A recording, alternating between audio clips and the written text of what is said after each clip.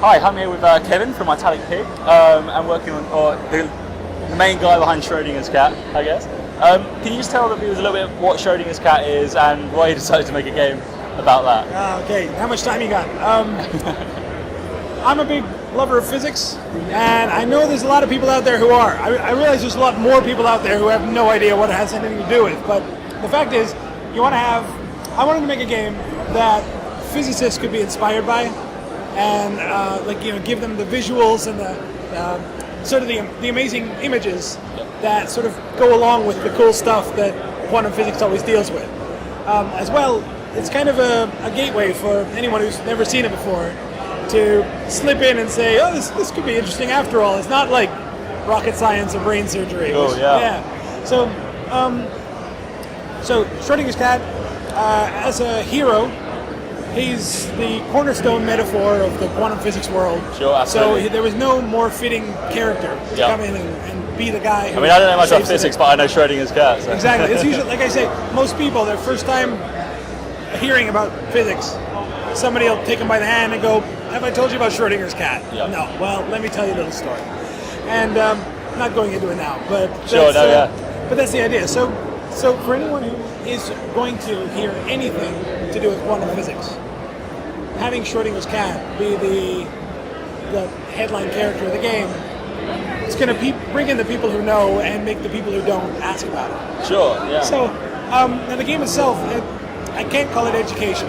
It's purely accidental if it is. But the fact is, everything in the game has been pulled from or has been influenced by, let's say, inspired by actual quantum theory. Mm-hmm. So you've got bosons, leptons, gluons, the quarks are your friends, the anti-quarks are your enemies, and all these different creatures running around in this crazy world where you're on sort of the surface of an atom in a subatomic zoo. Sure. And it's who's up.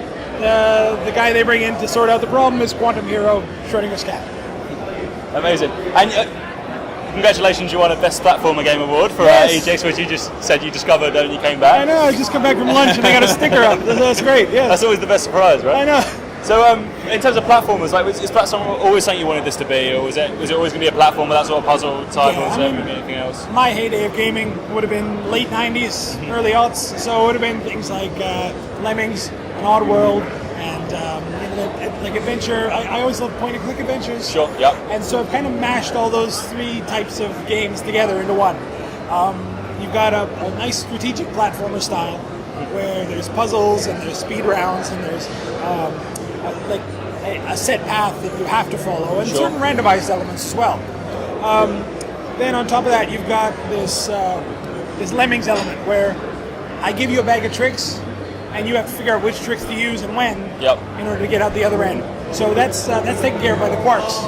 Sure. Quarks are you showed me that big list of all the different combinations of up, down, left, right you can do. It looks like something you barely have to play to get involved and discover. I'm sure you could probably explain it for hours and hours and hours. Well, there's a tutorial that walks you through it and actually moves. Like, I've had nobody by the end of it is completely lost. Sure. There's a bit of mechanic issues and things like that, but for the most part, people get it. Mm-hmm. We managed to nail the tutorial, which I'm very pleased about. But the fact is, it's like you've got ups, downs, tops, and bottoms. Yep. The charms and stranges show up later on in the game as other things.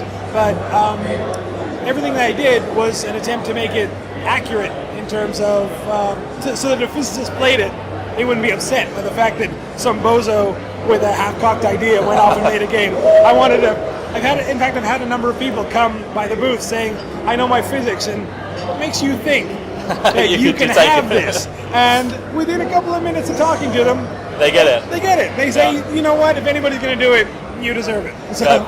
Well, it's been fantastic speaking to you. I'm really looking forward to giving it a go. And also going home and downloading as well. Great, well, the game's out right now. It's on Steam. Came out on Tuesday.